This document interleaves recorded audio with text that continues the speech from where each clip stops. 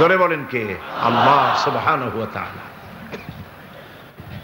বন্ধুগণ, কোরআনে কারীমে আল্লাহ পাক বলেন ওয়া আলাল্লাহি কাসদুস সাবিলি ওয়া মিনহা জায়রুন ওয়ালাউ শাআ লাহাদাকুম আজমাইন। সোজা রাস্তা বলে দেওয়ার দায়িত্ব আমি আল্লাহর। আল্লাহ পাক সহজ ও সরল রাস্তা বলে দেওয়ার জন্য নবীদের পাঠালেন। নবীরা ক্ষমতা এলেন। আল্লাহর নবী ক্ষমতা এসে নিজের ক্ষমতার পরিধি, নিজের বাড়ি ঘরের সৌন্দর্য বাড়ান নাই, নিজের জায়গা জমিন বৃদ্ধি করেন নাই, একটা বিছানা পর্যন্ত ছিল না। হযরত ওমর বলেন, আমি নবীজির সঙ্গে দেখা করতে গেলাম। নবীজি ঘরের ভিতরে আরাম ফরমাচ্ছিলেন, বিছানার উপরে শোয়া নবীজি। আমাকে দেখে তিনি উঠে বসলেন।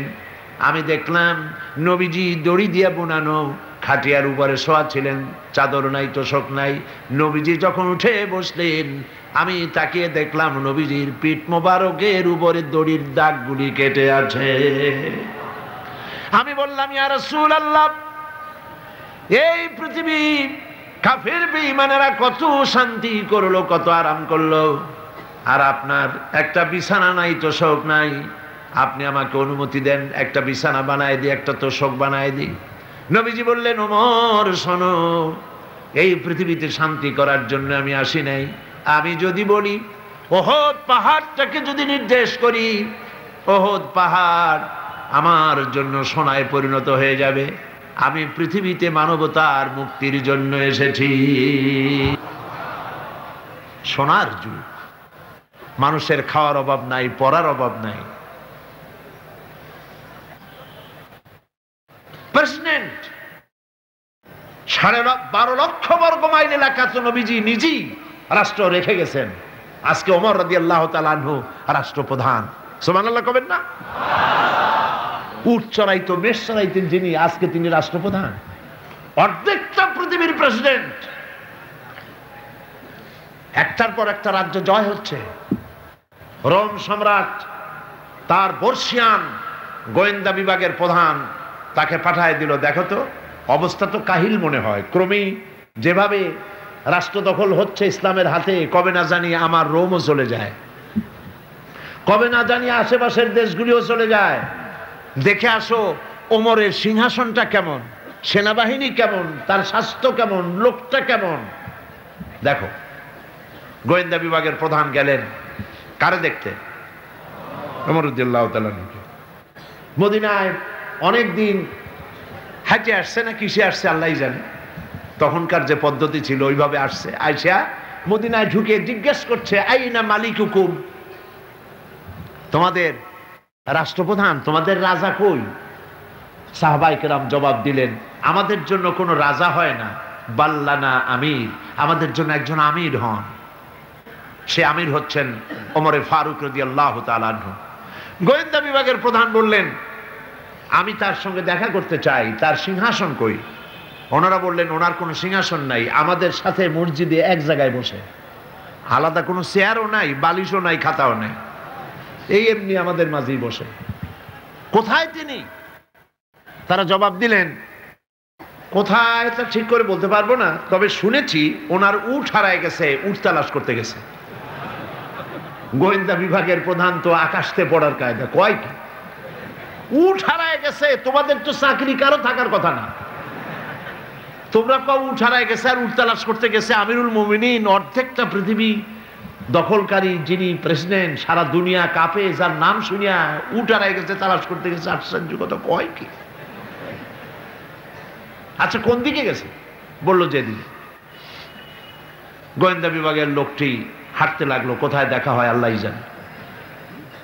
কিছু দূর হেঁটে যাওয়ার পর দেখেন একটা গাছের তলায় একটি লম্বা লোক শোয়া, উট একটা বাঁধা, গাছের তলায় শোয়া, চাদর নাই, বালিশ নাই, হাত মাথার তলে দিয়ে শুয়ে আছেন। সূর্য ঢলে যাওয়ার কারণে গাছের ছায়া সরে গিয়েছে, সূর্যের তাপে মাথার ঘাম, শরীরের ঘাম দিয়ে বালু ভিজতেছে। একজন পরিচয় করিয়ে দিলেন, ইনি আমিরুল মুমিনিন। গোয়েন্দা বিভাগের প্রধান, তার জবান থেকে বেরিয়ে গেল, ওমর, আমার বাংলাদেশের প্রেসিডেন্ট দুর্ভেদ্য প্রাচীরের মধ্যে থাকেন, চতুর্দিকে দুর্ধর্ষ সেনাবাহিনী আধুনিক অস্ত্রপাতি নিয়ে চতুর্দিকে দাঁড়িয়ে থাকে, ভেতরে দুগ্ধ ফেননি বিছানার উপরে আরাম করে থাকেন, শুয়ে থাকেন রাজাধিরাজ রোমের সম্রাট, চতুর্দিকে পাহারা অস্ত্রপাতি, এত শান্তির বিছানা, তারপরেও তার ঘুম হয় না। জানলার কোন ফাঁক দিয়া গুলি আসা কলিজাটারে ফুটা বানায় দেয়। তুমি ওমর,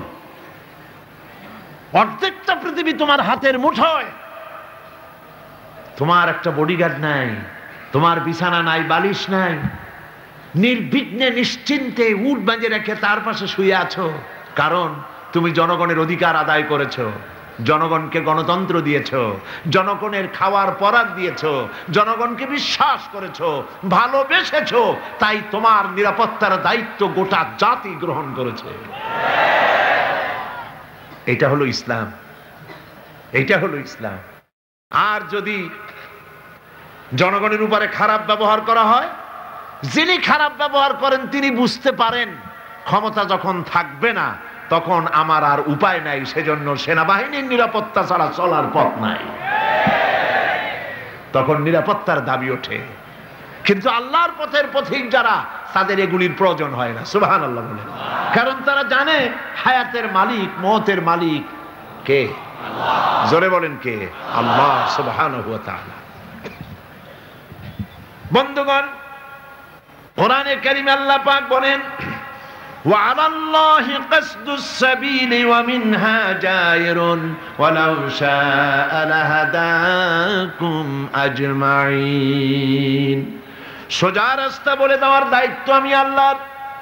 আল্লাহ পাক সহজ ও সরল রাস্তা বলে দেওয়ার জন্য নবীদের পাঠালেন, নবীরা ক্ষমতা এলেন। আল্লাহর নবী ক্ষমতা এসে নিজের ক্ষমতার পরিধি, নিজের বাড়ি ঘরের সৌন্দর্য বাড়ান নাই, নিজের জায়গা জমিন বৃদ্ধি করেন নাই, একটা বিছানা পর্যন্ত ছিল না। হযরত ওমর বলেন, আমি নবীজির সঙ্গে দেখা করতে গেলাম, নবীজি ঘরের ভিতরে আরাম ফরমাচ্ছিলেন, বিছানার উপরে শোয়া নবীজি। আমাকে দেখে তিনি উঠে বসলেন। আমি দেখলাম নবীজি দড়ি দিয়ে বোনানো খাটিয়ার উপরে শোয়া ছিলেন, চাদর নাই, তোশক নাই। নবীজি যখন উঠে বসলেন, আমি তাকিয়ে দেখলাম নবীজির পিঠ মোবারকের উপরে দড়ির দাগগুলি কেটে আছে। আমি বললাম, ইয়া রাসূলুল্লাহ, এই পৃথিবী কাফির বেঈমানেরা কত শান্তি করলো, কত আরাম করলো, আর আপনার একটা বিছানা নাই, তোশক নাই। আপনি আমাকে অনুমতি দেন, একটা বিছানা বানায় দিই, একটা তোশক বানায় দিই। নবীজি বললেন, ওমর শোনো, এই পৃথিবীতে শান্তি করার জন্য আমি আসি নাই। আমি যদি বলি ওহদ পাহাড়টাকে যদি নির্দেশ করি, ওহদ পাহাড় আমার জন্য সোনায় পরিণত হয়ে যাবে। আমি পৃথিবীতে মানবতার মুক্তির জন্য এসেছি। খাবার নাই, খাবার নাই, সকলের ঘরে খাবার পৌঁছেছে, নবীজির ঘরে খাবার নাই।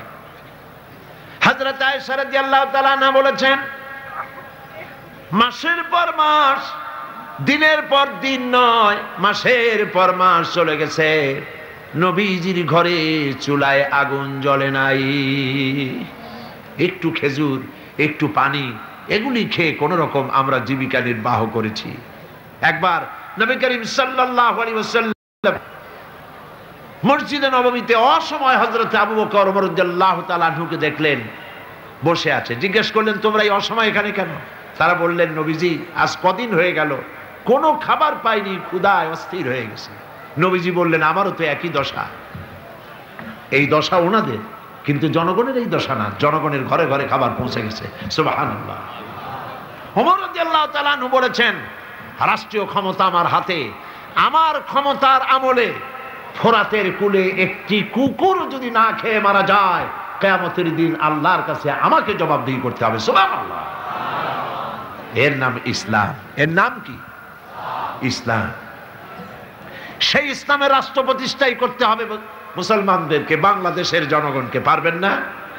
পারবেন না? এই কোরআনের আইন বাংলাদেশে চালু হোকটা কি আপনারা চান? কারা কারা চান? আলহামদুলিল্লাহ। বসেন। বসেন। এইটা কি অবস্থা? স্লোগান দিলেই দাঁড়াতে হবে তার মানে থেকে বসেন, বসেন।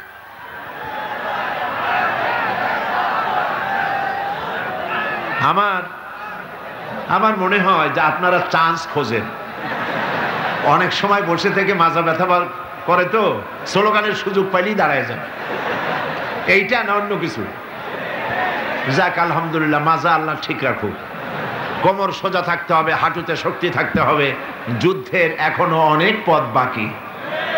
একটু জোরে সরে জিকির করেন সুবহানাল্লাহ, আলহামদুলিল্লাহ, লা ইলাহা ইল্লাল্লাহ। জোরে সুবহানাল্লাহ ওয়ালহামদুলিল্লাহ, লা ইলাহা ইল্লাল্লাহ, লা ইলাহা ইল্লাল্লাহ মুহাম্মাদুর রাসূলুল্লাহ।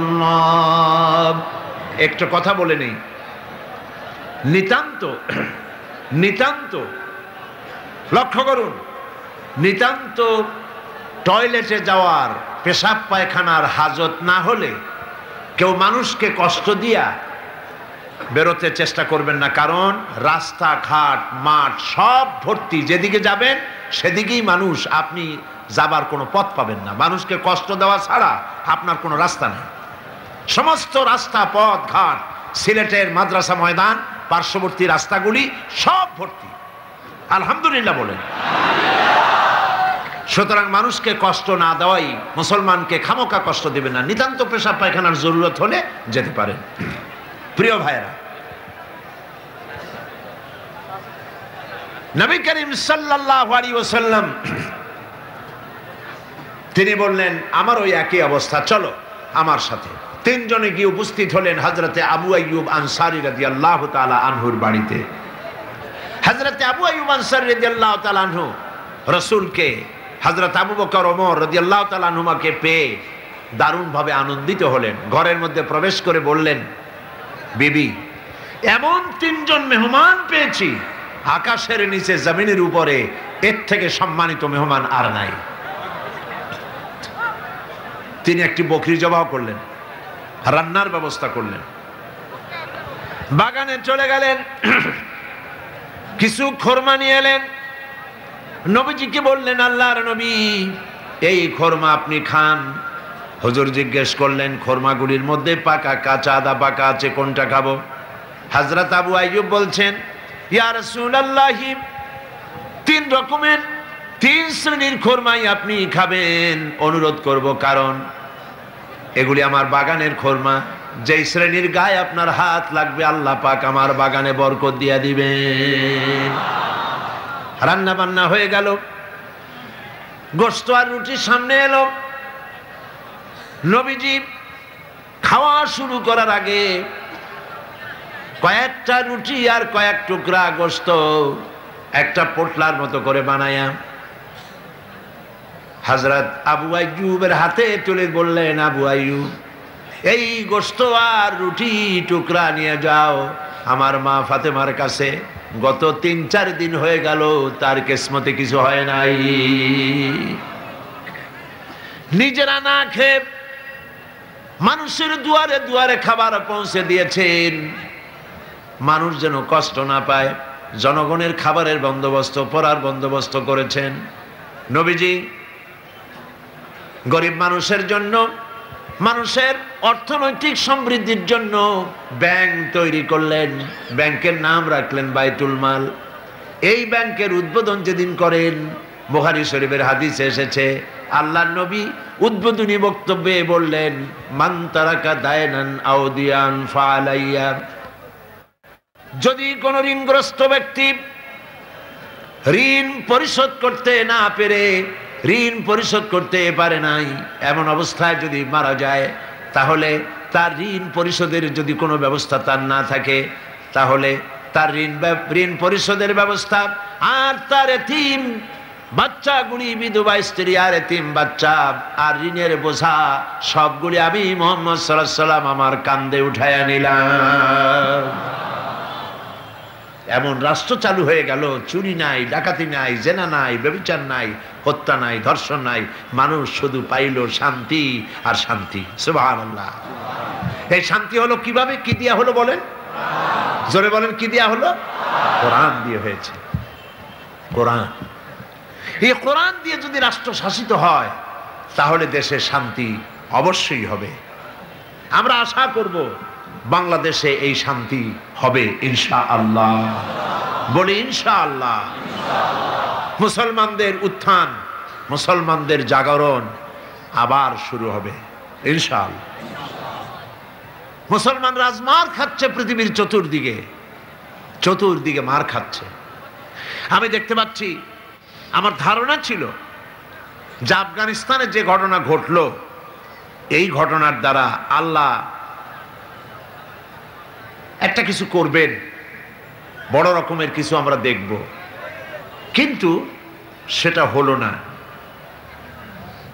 কেন হলো না এটা তো আমরা বুঝবো না। ওয়াল্লাহু আ'লামু ওয়া আনতুম লা তা'লামুন। এর পেছনে কোনো পরিকল্পনা আছে, সেই পরিকল্পনাকারী কে? আল্লাহ রাব্বুল আলামিন। তিনি পরিকল্পনা করছেন। 11ই সেপ্টেম্বরে আমেরিকায় যে ঘটনা ঘটেছে, এই ঘটনা সম্পর্কে আমার সুস্পষ্ট মত হচ্ছে, যদ্দূর পড়াশোনা করেছি তাতে আমার সুস্পষ্ট মত, এই ঘটনা ঘটিয়েছে পৃথিবীর ইহুদিদের পরিচালিত মোসাদ, ইহুদিদের গোয়েন্দা বিভাগ, ইসরায়েল রাষ্ট্র, ইহুদিরাই এই ঘটনা ঘটিয়েছে। এর প্রমাণপত্র পত্রিকায় বেরিয়েছে। টুইন টাওয়ার যারা ভাঙলো, আমরা তীব্র নিন্দা জানাই। এখানে হাজার হাজার মানুষ কাজ করে, মানুষ হিন্দু হোক, খ্রিস্টান হোক, বৌদ্ধ হোক, মানুষ মানুষই। এই হাজার হাজার মানুষকে যারা মারলো, যারা অর্থনৈতিক দিক থেকে আমেরিকাকে ক্ষতিগ্রস্ত করার জন্য চেষ্টা করলো, এভাবে আমরা তার নিন্দা করি, ঘৃণা জানাই। কিন্তু একথাও আমাদের বুঝতে হবে যে এই টুইন টাওয়ার, এই দুটি বিল্ডিং এ 50,000 লোক চাকরি করে, তার মধ্যে 4,000 ইহুদি আছে। দুনিয়াবাসী এ খবর জেনে ফেলেছে। ঘটনার দিন 4,000 ইহুদির একটা ইহুদিও কর্মস্থলে যায় নাই। কেন গেল না? এই প্রশ্ন আমেরিকার FBI, federal bureau of investigation, পৃথিবীর নাম করা গোয়েন্দা বিভাগ, তারা কেন এটা তালাশ করলো না? ইহুদিরা কেন সেদিন আসলো না? এবং একটার পর একটা বিমান এখানে হামলা হবে, 18 মিনিট পর পর একটা বিমান, দুটো বিমানে হিট করে বিল্ডিংটা ফেলে দেবে। এইটা পূর্ব পরিকল্পিত না হলে পরে চতুর্দিকে ক্যামেরা ফিট করে ছবি ধারণ করলো কিভাবে? এগুলি বিশ্লেষকগণ চিন্তা ভাবনা করছে। মানুষ সব মাথা খারাপ না, কিছু বুদ্ধিমান মানুষ পৃথিবীতে এখনো আছে। সুতরাং কাজটি ইহুদিরা করেছে। কেন করেছে? কারণ হলো সমাজতন্ত্রের পতনের পর পুঁজিবাদী শোষণ থেকে বাঁচার জন্য পৃথিবীর নিগৃহীত, নির্যাতিত মানবতার জন্য খোলা ছিল কেবলমাত্র ইসলাম, শুধুমাত্র ইসলাম। সেই ইসলামের দিকে মানুষ যাতে আসতে না পারে, সেই জন্য ইসলাম আর মুসলমানদেরকে মিডিয়ার মাধ্যমে প্রচার করানো হলো সন্ত্রাস আর মৌলবাদ। ইসলাম মানি সন্ত্রাস, মুসলমান মানি মৌলবাদী। তবে দুর্ভাগ্য, এখানে একটা লোক বাজার থেকে খুব জোরে দৌড় মারছে। লোকেরা জিজ্ঞেস করলো, দৌড়াও কেন? কয় ভাই, মানির মান আল্লাহই রাখে। কয় কেমন? কয় বাবা আর আমি দুইজনে গেছিলাম বাজারে, বাজারের মানুষেরা আমার বাপেরে ধরিয়া জুতা দিয়ে এমন পিটান পিটাইলো, আমি আরামসে নিরাপদে চলে আসছি, আমারে কেউ কিছু করতে পারে নাই, মানির মান আল্লাহই রাখে। ওর বাপের জুতা দিয়ে পিটায় আর মানির মান আল্লাহ রাখে। দুর্ভাগ্য এই জাতির। এক শ্রেণীর কলামিস্ট, এক শ্রেণীর মুসলমান নামধারী কলামিস্ট, মুসলমান নামধারী ফিচার লেখক, মুসলমান নামধারী সাংবাদিক, মুসলমান নামধারী বুদ্ধিজীবী, মুসলমান নামধারী রাজনীতিক, ওরা মুসলমানের ঘরে জন্মগ্রহণ করেও কুলাঙ্গার। এই লোকগুলি মুসলমানের ঘরে জন্মগ্রহণ করেও মুসলমানদেরকে মৌলবাদ আর সন্ত্রাস বলে গালি দেয়। আজকে আপনারা পত্রিকায় দেখুন, হিন্দু বৌদ্ধ খ্রিস্টান ঐক্য পরিষদ ওরা একটা মিটিং করেছে গত পরশুদিন, গতকাল পত্রিকায় ছাপা হলো।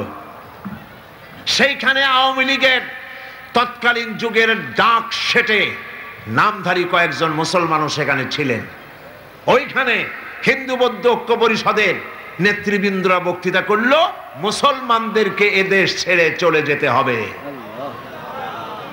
দেখছেন, এরা এই দেশের সাম্প্রদায়িক সম্প্রীতি নষ্ট করে দিতে চায়। তারা আরো বলেছে তালেবানদের থেকে শিক্ষা নাও, তারাও আফগানিস্তান থেকে চলে গেছে। বেকুবদের বলি, বেকুবেরা ভালো রেখে মনে রেখে দিও, ভালো করে মনে রেখা দাও, তালেবান শেষ হয়ে গেলেও ইসলাম শেষ হবে না। তালেবান শেষ হয়ে গেলেও মুসলমান শেষ হবে না। যত বড় মুখ না তত বড় কথা বলো না।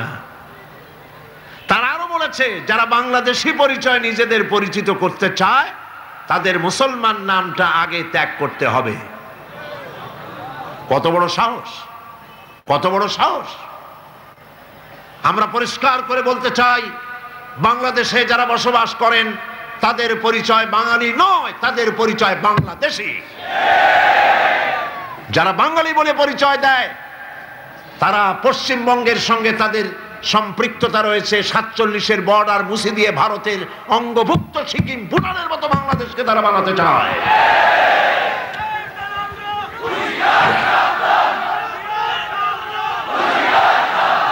তারা এত বড় কথা বলার সাহস করেছে। আজকের পত্রিকাগুলি দেখুন, তারা বলেছে এদেশে এখন বর্বর অসভ্যদের শাসন চলছে। নাউজুবিল্লাহ বলেন। এদেশে 4 দলীয় ঐক্যজোটের সরকার দেশকে সঠিকভাবে সুন্দরভাবে পরিচালনা করছেন। সন্ত্রাস আগের তুলনায় বহুলাংশে কমে গেছে। আমরা জানি আপনারা এই কথা বলা সাহস পান কোথায়? পাঠা নাচে খুঁটার জোরে, তাই না? কাজী এত নাচবেন না, একটু কম নাচবেন। পৃথিবীতে বাংলাদেশের চাইতে সাম্প্রদায়িক সম্প্রীতির দেশ পৃথিবীতে আর নাই। 1 অক্টোবরের পরে দুর্গাপূজা নিয়ে যা মাতামাতি করেছেন আপনারা, বিগত সরকারের ইঙ্গিতেই আপনারা করেছেন। এই দেশের মানুষেরা দুর্গাপূজার ক্ষতি করতে যায় নাই।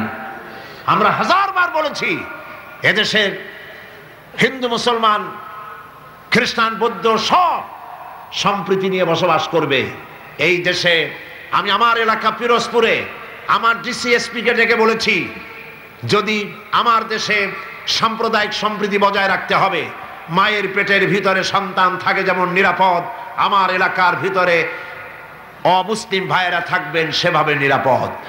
কোন মানুষ যদি অমুসলিমদের গায়ে হাত দেয়, জুলুম করে, অত্যাচার করে, লাইট পোস্টের সাথে ঝুলাইয়া সারাদিন পিটাবেন, যাতে করে 1 মাসের ভিতরে বাপের নাম মনে না আসে। আমার দেশের মতো জায়গায় থেকে যদি আপনাদের মজা না লাগে, শান্তি না পান, তাহলে এমন নিরাপত্তার জায়গা, এরকমের শান্তির জায়গা, সাম্প্রদায়িক সম্প্রীতির জায়গা আর একটা কোথায় আছে আপনি আমাকে দেখান। হিন্দু নেতৃবৃন্দ যারা বলছেন অসভ্য বর্বরের রাজত্ব চলছে, তাহলে হিন্দুস্তানকে আপনারা কি বলবেন? 1947 সনে ভারত, আমরা ব্রিটিশ থেকে স্বাধীন হলাম। 1947 থেকে শুরু করে 2002 সাল পর্যন্ত বাংলাদেশে কোনো সাম্প্রদায়িক দাঙ্গা হয় নাই। একথা ঠিক না বেঠিক? একথা সত্য কিনা? একবারের জন্য হয় নাই। আর তোমার হিন্দুস্তানে 1947 থেকে 2002 সন পর্যন্ত 4000 বার সাম্প্রদায়িক দাঙ্গা হয়েছে। তোমাদের দেশে যখন কোরবানি হয় ভারতে, কোরবানির সময় গরু কোরবানি হয় না, তোমরা মুসলমান কোরবানি করো। মুসলমানদের মসজিদ ভেঙে তোমরা মন্দির বানাও। আমি বাংলাদেশের সমস্ত হিন্দু সম্প্রদায়ের ভাইদেরকে বলবো, হিন্দু বৌদ্ধ খ্রিস্টান ঐক্য পরিষদের এই সব দালাল নেতাদের কথা আপনারা শুনবেন না। এরা দালাল, এরা ভারতের গোলাম, এরা আওয়ামী লীগের ৫টা গোলাম।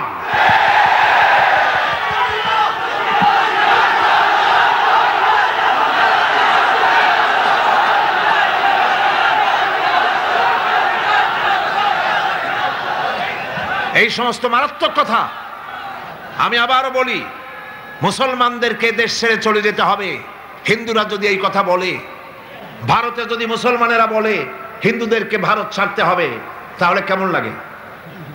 এই সব কথা কি বলা উচিত? এরা কি আপনারা এইসব নেতারা, আমি হিন্দু ভাইদেরকে আপনারা জিজ্ঞাসা করেন, আপনারা জিজ্ঞেস করবেন এরা কি আপনার বন্ধু, এরা কি আপনাদের নেতা হওয়ার যোগ্য? বলে এরা আপনাদের দুশমন, আপনাদের শান্তি শৃঙ্খলা নষ্ট করে দিতে চায়। একটা মেজর শিয়াল দত্ত হইছে, আর একটা আছে আমার এলাকার, আমি এটার নাম নেই না, জঘন্য মুশরিক,